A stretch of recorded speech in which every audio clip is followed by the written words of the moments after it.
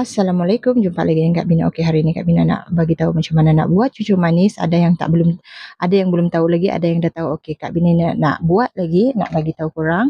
Okey, kita sediakan kita punya bahan ada 4 bahan saja. Tepung tak kisahlah brand apa pun, tepung gandum, okey. Lepas tu yang penting sekali kita punya air panas, gula 4 sudu ni Kak Bina guna setengah kilo ni. Gula 4 sudu dengan 1 sudu teh garam. Lepas tu dengan air panas kita main agak-agak je tau. Jangan terlalu pekat, jangan terlalu cair, okey.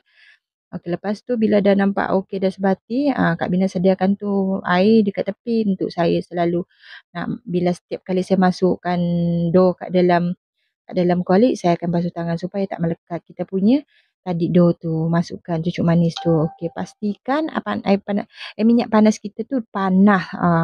Bila nak masukkan tu api tu kita perlahankan. Bila dah sebati dah masuk, dah nampak dah separuh masak, kita kuatkan api tu.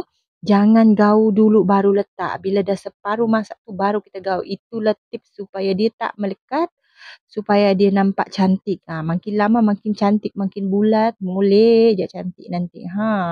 Macam tu. Korang kalau rasa ada yang nak Kak Bina buat, bolehlah komen. Kak Bina tolong buat ni. Kak Bina boleh bagi resipi ni. Nanti Kak Bina buatlah slow-slow, insya-Allah.